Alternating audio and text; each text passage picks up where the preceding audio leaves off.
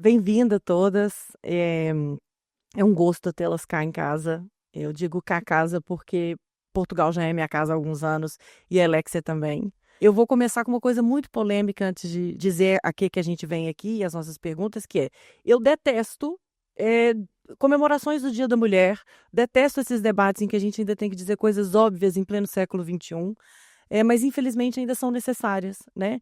E aqui nesse debate a gente tende a lançar luzes ao tema da igualdade de gênero, mas na questão, sobretudo, da igualdade de oportunidades, como um vetor de aceleração para a sustentabilidade. E aí a vossa escolha não foi ao calhas, né? Vocês estão cá representando dois setores muito importantes para a aceleração da sustentabilidade, que é a energia e a comunicação, né? Em tempos de desafios geopolíticos e instabilidades, a jornada da sustentabilidade fica mais dura, fica mais árdua, e esses são dois setores absolutamente essenciais para a gente conseguir cumprir os objetivos que são necessários. É um evento também fora da caixa, porque geralmente a comunicação recebe a energia ou vai até a energia em busca de algumas respostas e conteúdos técnicos, e hoje é a energia que está recebendo cá duas pessoas da comunicação tão importantes para estar atrás de temas tão relevantes. Queria dizer que acho que, apesar das áreas diferentes, temos cá 4 mulheres em posição de tomada de decisões e de liderança, o que, sem dúvidas, também gera um ônus sobre elas muito grande em termos de responsabilidade para gerar impacto positivo. Né? Impacto positivo inclui ambiente igualitário, tratamento igualitário de oportunidades, sem demérito, né, da meritocracia. Bom, então aqui temos as especialistas em energia, começando pela Ana Paula Rodrigues, que é vice-presidente da ADENE, a nossa Marta Jordão, diretora comercial aqui da casa, a nossa prata da casa, e as especialistas em comunicação, a Sara Amaral Proença, que é co-founder e CEO da The Square, e a Carla Borges, que é diretora executiva do Mais M e editora do jornal Eco. Antes de dar início ao nosso debate, queria só dizer que a Alexia fez um dever de casa muito interessante, que foi olhar para dentro também sobre esse tema da igualdade de gênero e lançou um formulário com algumas perguntas a respeito da percepção interna acerca do tema. Que tema? Igualdade de gênero. E fez perguntas como: isso é um valor importante para si? Né? Você acha que esse é um valor importante para a Alexia? Você acha que esse é um valor importante para a liderança da Alexia? Na sua percepção, há uma desigualdade de gênero com relação aos salários, né? O Gender Pay Gap. E a gente ficou muito surpreendido com o engajamento das respostas, que vieram tanto de homens quanto de mulheres, e temos números muito interessantes em todo o grupo, né? Em todas as nossas business units espalhadas pelo mundo. E uma delas é que a gente percebeu que 97% dos Alexians, como a gente chama os nossos colegas, acham que a igualdade de gênero é um valor importante para eles. E mais ou menos esse número, 90%, acham que é importante para a Alexia. Então, o senso de propósito nosso passa muito por uma sustentabilidade que vai junto com close the gap, com fechar o gap da desigualdade de gênero. Bom, sem mais delongas, aqui, na verdade, a gente vai tratar, então, do desafio dos caminhos para a sustentabilidade de forma mais acelerada através da igualdade de gênero, pura e simplesmente de uma perspectiva de eficiência. E eficiência num conceito econômico, né? Maximização de resultados, otimização de resultados, no menor tempo possível e com o menor gasto possível.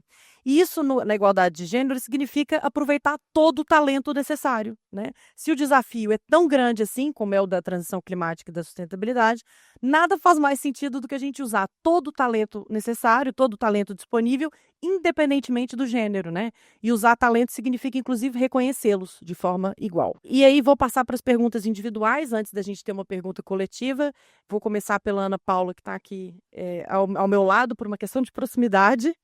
E vou perguntar se, na qualidade de vice-presidente de uma instituição que tem uma importância estratégica no setor de energia, e o setor de energia, por sua vez, tem uma importância estratégica na sustentabilidade, se você vê a igualdade de gênero ter se tornado um aspecto de governança importante nas empresas de energia, ou se, na verdade, é um tema que não vem entrelaçar, porque, naturalmente, a energia tem fechado esse gap ao longo do tempo.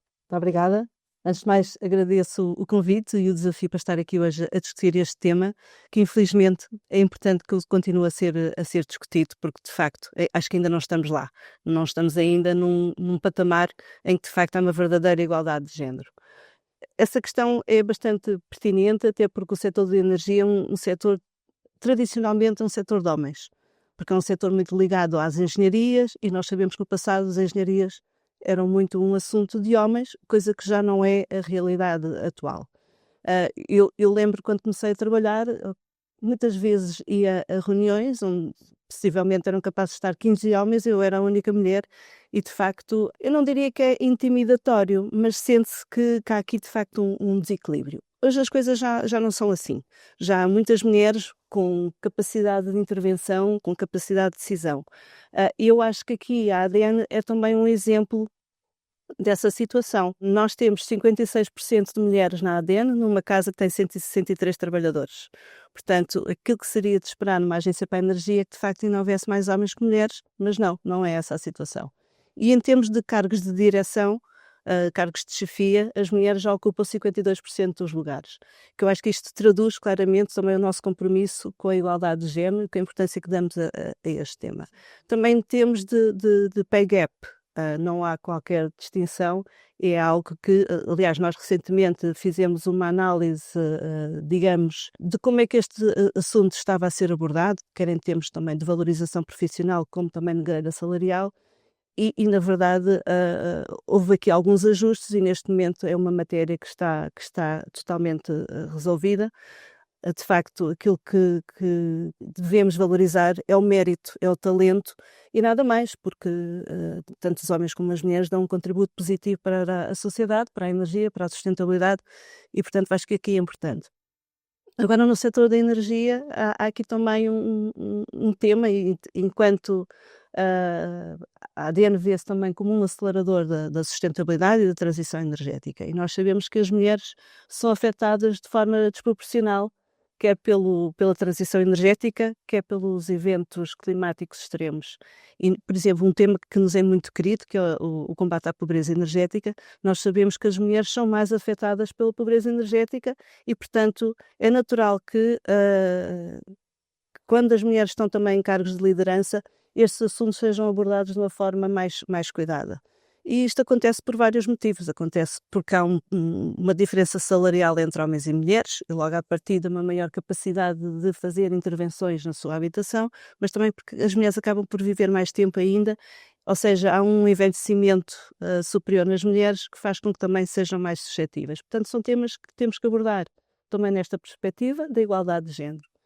Outro aspecto que eu acho que também se prende e que é relevante para a transição climática e para o papel das mulheres enquanto na liderança destas organizações é também a questão que se prende com a literacia. Há aqui um papel ativo também das mulheres, se pensarmos em termos globais, pensamos que são as mulheres que vão buscar água, sobretudo em países em desenvolvimento, vão buscar água, tratam da casa, cozinham, ensinam os filhos. As mulheres têm aqui um papel muito relevante também naquilo que é a aceleração da transição energética. Portanto, há aqui várias dimensões. Eu acredito que, havendo mulheres em posições de liderança, de facto, há aqui uma forma destas matérias serem acolhidas de uma forma distinta. Não quer dizer que o tema da igualdade de género não seja, e tem que ser, também um tema dos homens.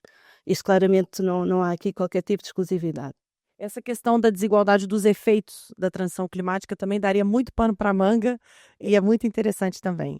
Bom, Sara, nessa jornada pela sustentabilidade, eu acho que virou quase um monotema dentro da comunicação, como não, é difícil não ser, né, sendo o desafio dos nossos tempos.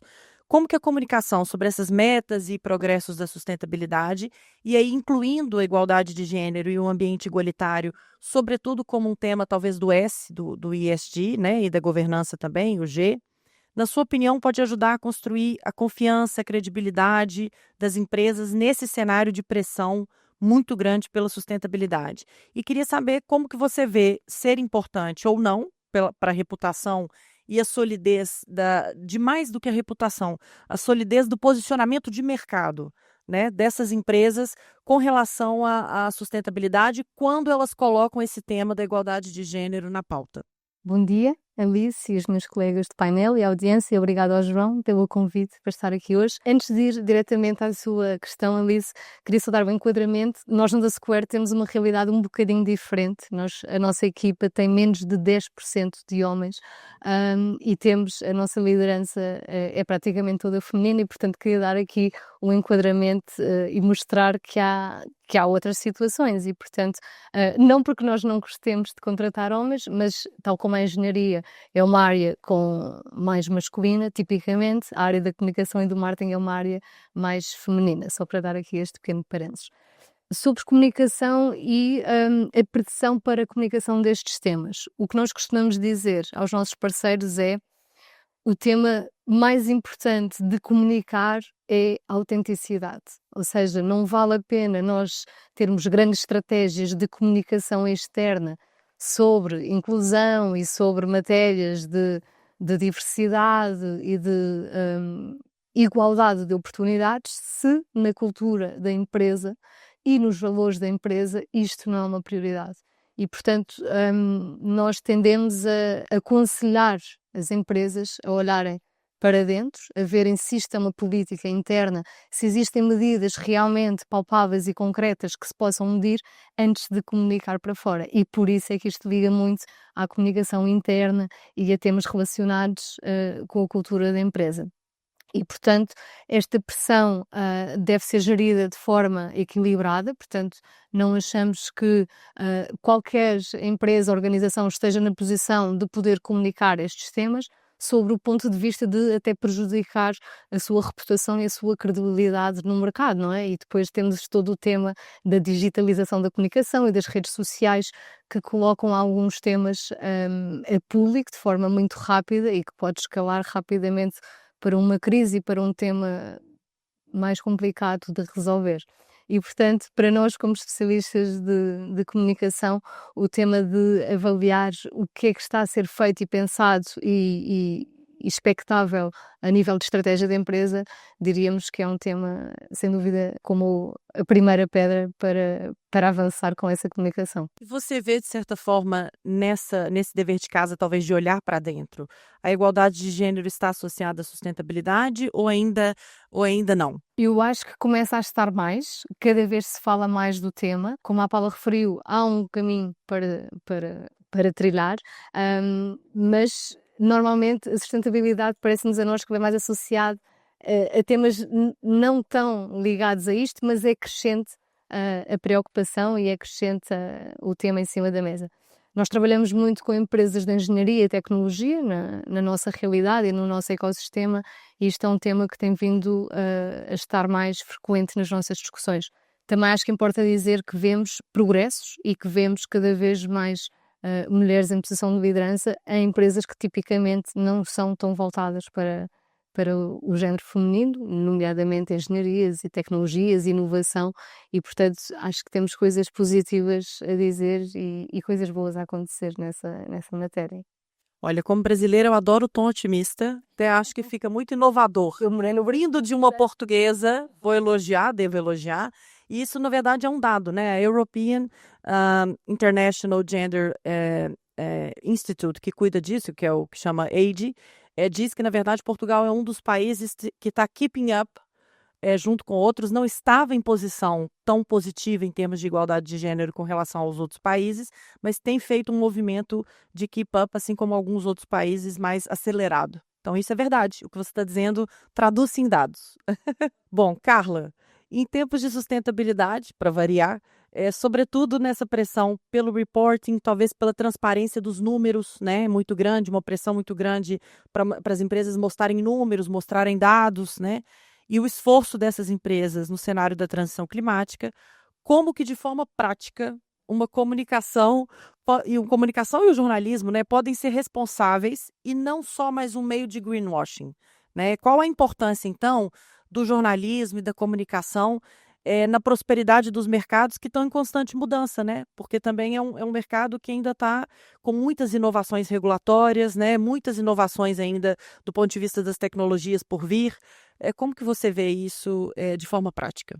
Ora, de forma prática, bom dia.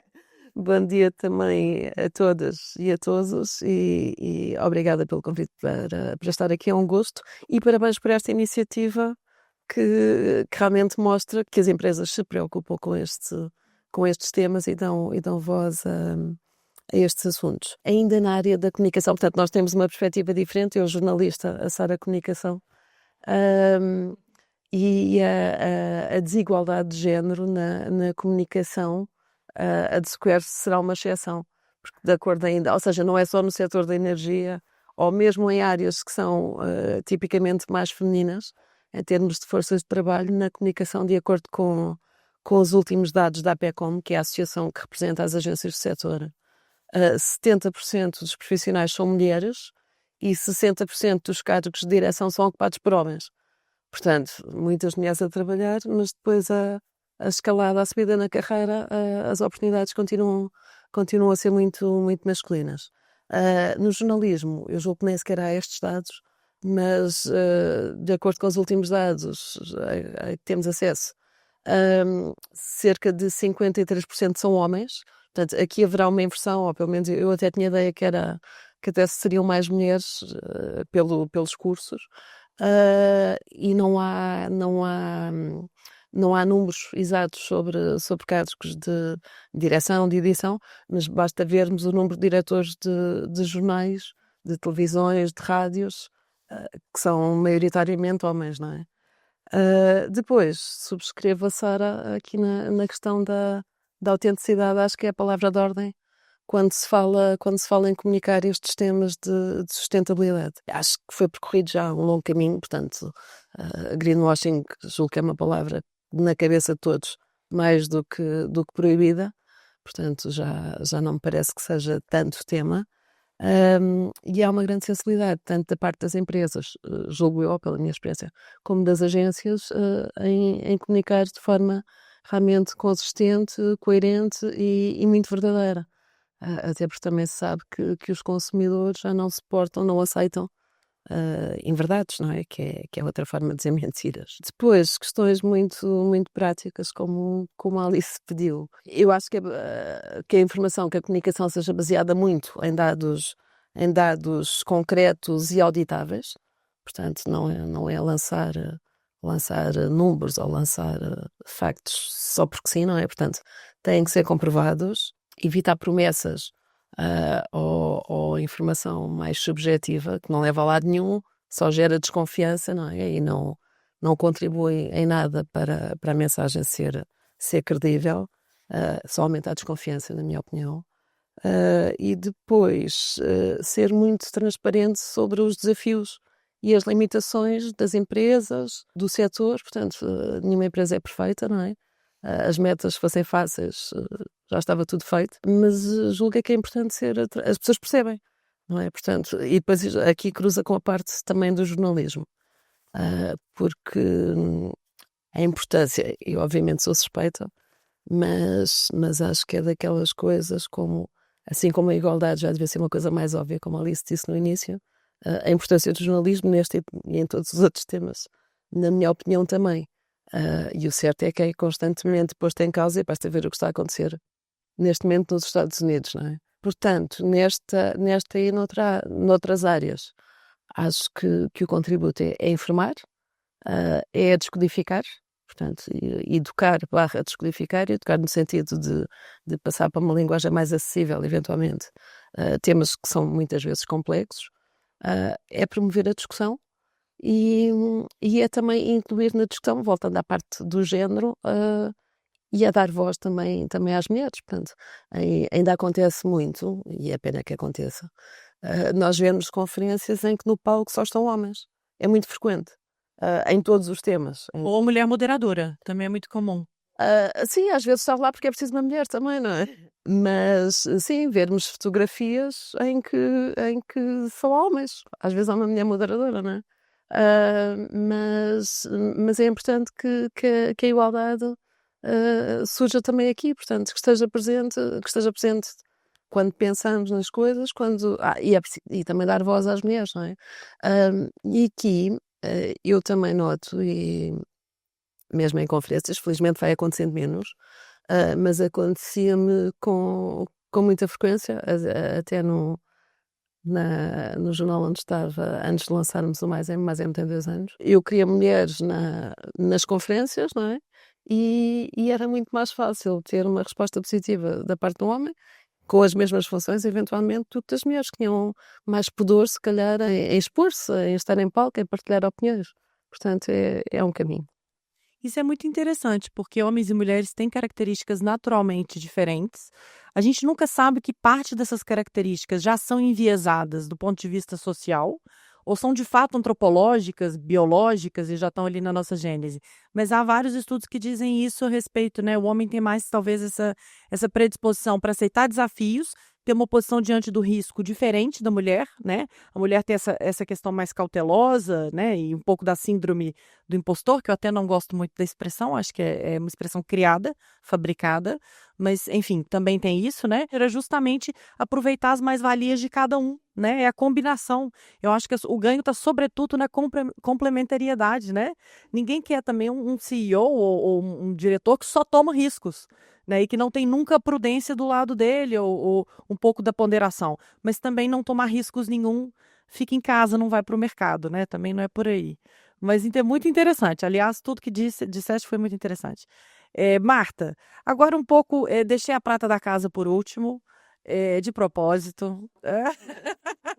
Nem um pouco de pressão, zero total, né? Totalmente pressionada.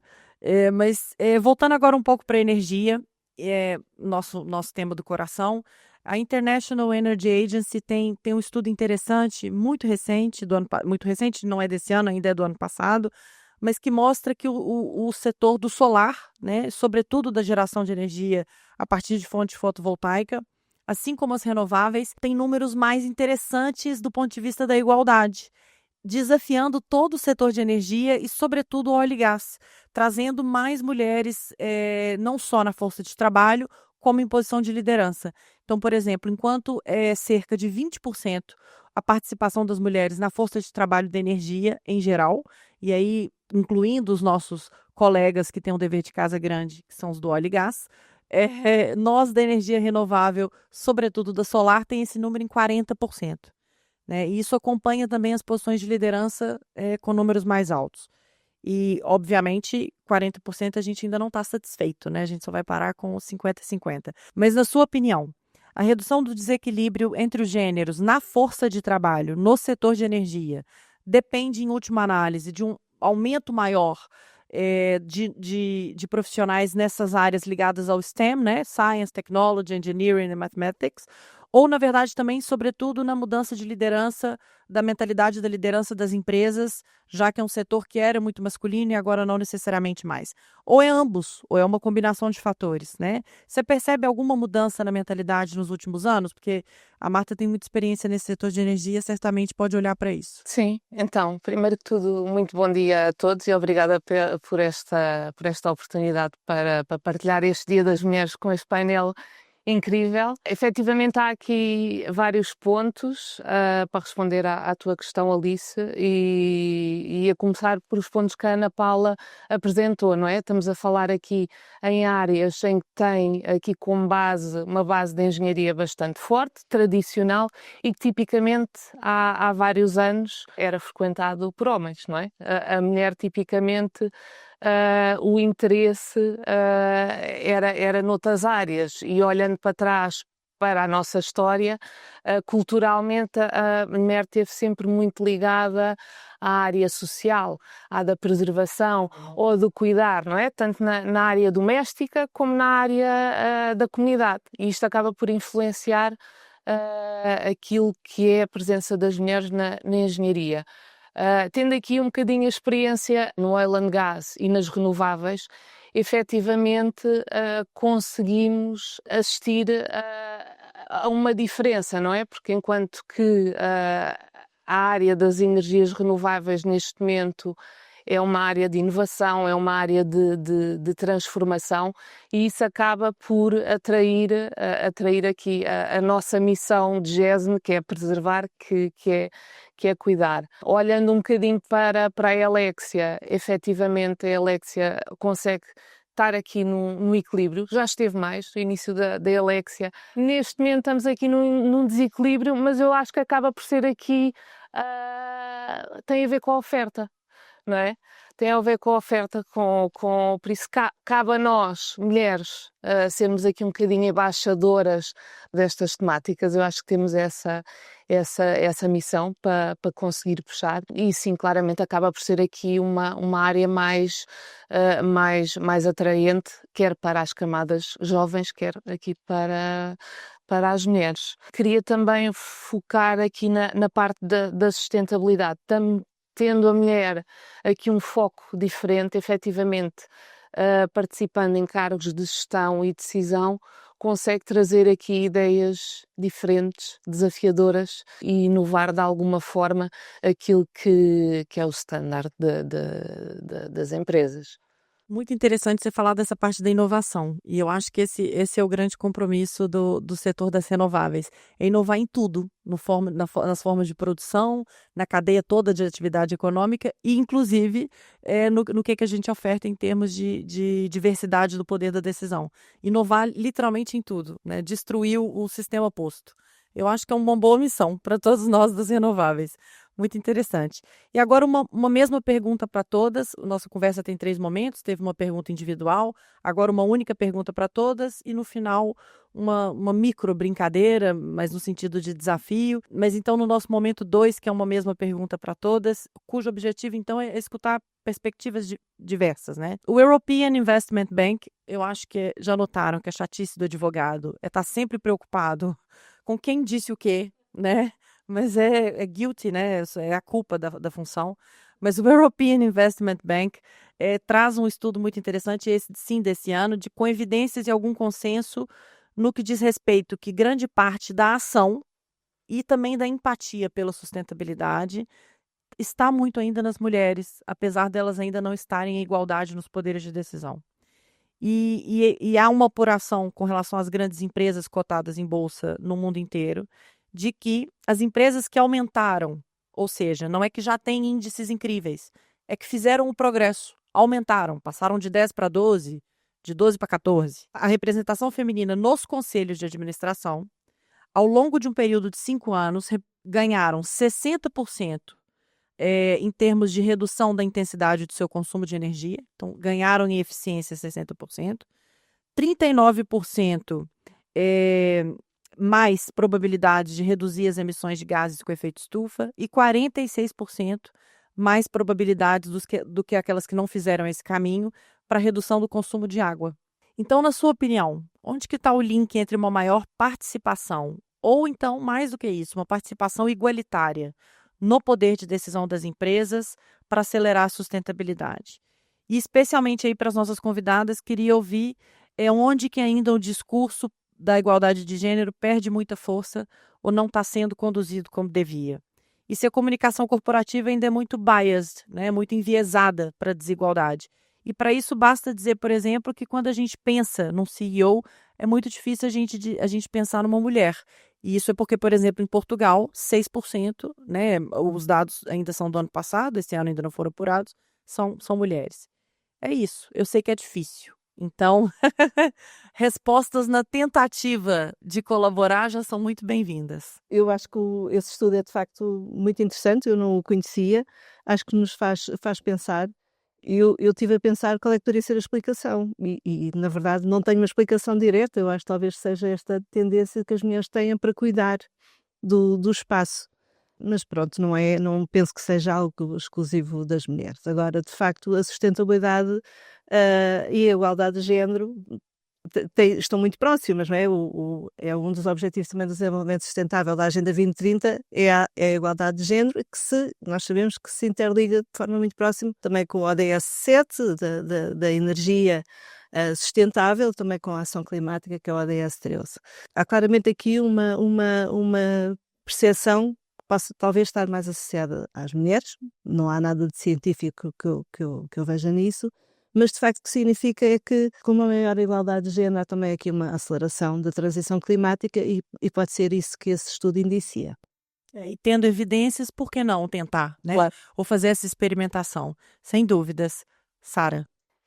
Alice, quando li esse pequeno estudo do bem, não é? Achei interessante porque eu acho que toca aqui num tema que tu dizias há pouco, de que as características dos homens e das mulheres são de facto diferentes, não é? Portanto, achei interessante e não me espantou algumas das conclusões, porque vejo e trabalhando muito com mulheres, consigo sentir que há temas de sensibilidade, de empatia, de entendimento do outro lado, que sobretudo na nossa área em que estamos constantemente a servir os nossos parceiros, porque é assim que fazemos em consultoria, isto é muito visível, o que não quer dizer que não necessitemos de um olhar às vezes pragmático e mais prático, e se calhar os homens aí são um bocadinho mais fortes e diria que tendencialmente poderão avançar com as coisas de forma um bocadinho diferente.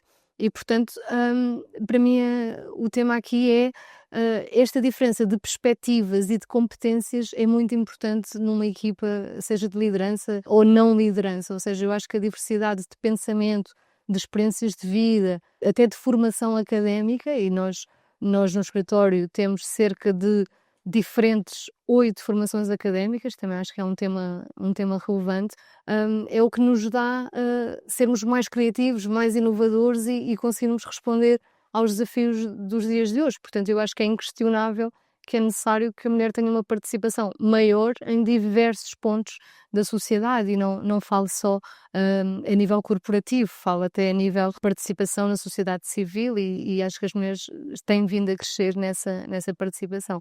Portanto, Diversidade, é o ganho da diversidade, então. A resposta desses números é, sobretudo, então, nessa combinação da diversidade. Sim, engraçado. Da minha perspectiva, sim. Essa diversidade de competências e de facilidade para lidar com Os diferentes desafios. sim. Carla, Pois, eu também não encontro explicação para esses números. Se calhar tem a ver com a tal missão histórica da mulher de cuidar. Cuidava da casa, muito lá atrás, não é? Cuida do planeta, ou quer cuidar do planeta agora, e das empresas, e das pessoas com quem trabalha, e dos colaboradores, e da sociedade, ou seja, depois também gosto, eventualmente estou a ser excessivamente otimista, mas também gosto de acreditar que as competências ou que as qualidades ou que o método de gestão não é tão masculino ou feminino. Portanto, há pessoas com experiências diferentes, com percursos académicos, vivências diferentes, e que vem mais daí do que de ser um homem ou uma mulher. Portanto, não acho que uma mulher decida nem mais depressa, nem de forma mais vagarosa, que seja mais empática. Conheço, felizmente, muitos homens muito empáticos, e se calhar mulheres menos. Portanto, acho que tem mais a ver com a pessoa, com o que foi construindo, com a forma como encara a vida, os outros, a carreira, a sua missão, do que com géneros. Quero acreditar que é por aí. Portanto, não sou muito a favor das generalizações. ou Nem sou do enquadramento, né? Ou do enquadramento de algumas características. Sim, completamente. São enviesadas, talvez, Sim. né? Depois, em termos de comunicação, sim, portanto, mas voltamos ao que já dissemos antes, não é? Portanto, os homens aparecem muito mais, não é? Portanto, quem olha para o retrato do país, aparentemente só há homens a decidir, não é? Mas sim, quer dizer, as mulheres continuam a ter muito pouca voz em quase todos os temas, não é? Isso é muito interessante. Ano passado, na COP, a gente percebeu, eu sempre vou nas conferências de Climate Change das Nações Unidas, e tem sempre aquela foto dos representantes dos países, né? É assustador. É assustador. Ano passado tinha 7 mulheres, né, versus 113 homens. E acaba passando uma imagem para gerações futuras de que ali não é um lugar onde as mulheres podem ocupar. Então, essa questão da criação e do que a gente vai conversando na educação é importante. Por isso que eu acho que debates como esse são muito desconfortáveis para mim, porque eu acho um assunto muito óbvio e acho que já devia ser um não tema, né?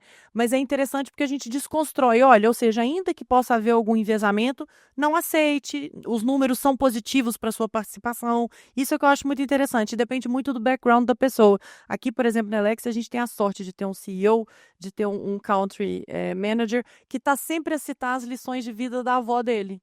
Ou seja, e vem de uma casa Não se iludam, tem vários defeitos o sujeito, mas é uma grande qualidade do sujeito, eu acho que é a justiça, é a igualdade. Isso traduz-se muito em como a gente leva as coisas aqui na Elexia. Então, ao vir de uma casa, ou de uma estrutura, ou de uma educação, onde homens e mulheres têm muita voz, e têm voz de forma igual, e não tem mais ou menos voz por causa do gênero, as lições de vida que a gente carrega acabam sendo dos dois. E aí a gente não tem um enviesamento para achar que é só um que toma decisões, né? Então isso é muito interessante também. Eu estou a gostar de ver também que aqui na sala temos mais homens do que mulheres e os homens estão com ar atento, não é? Portanto, Não, eu sempre dizer que eles são obedientes, porque ontem também eu passei dando uma compelida. O legal é muito responsável pelo enforcement, né? Então a gente passou assim dando uma conferida. Obrigada. Exato. Mas brincadeiras à parte, eu acho que todo mundo sabe que a igualdade só traz benefícios. Então, por que insistir num caminho da desigualdade se não é eficiente, né? Eu acho que é mais ou menos por aí. E Marta, por último. Então, eu partilho da mesma opinião. A questão e os números refletem. Acho que é uma questão de percurso profissional, tem a ver também com os objetivos pessoais da pessoa. Mas efetivamente há essa desigualdade e contra as estatísticas é o que é, não é? Agora, ao nível daquilo que é a comunicação e fazer valer eventuais visões diferentes, padecendo aqui de gestões mais masculinas, é claro que a mensagem, a estratégia de uma empresa vai sair também enviesada, não é? Pecamos por aí, não é? Porque se temos eventualmente em cargos de gestão mulheres que têm uma determinada perspectiva, mas depois a comunicação que sai para fora, a definição, acaba por não haver essa igualdade de género, o resultado acaba por ser sempre desigual, não é? A mim custa-me hoje em dia pensar que temos que ter as tais cotas, mas para mim são mecanismos que têm que ser implementados para contrariar uma tendência. Se não há de uma forma natural, temos que arranjar outras estratégias para tal. E percebo nesse sentido. Não gosto de pensar que tem que ser uma obrigatoriedade, não é? Claro, é um penso, ele existe ali para curar um machucado um tempo, mas até o que a gente quer é que depois ele não precise ser usado. Eu acho que é mais ou menos por aí. E aí, para responder vocês, eu li o estudo inteiro, para não cometer aqui greenwashing, e a explicação estava sobretudo pelo pensamento de longo prazo das mulheres, pelas mulheres terem a reação de economizar mais quando o assunto é a empresa ou a casa.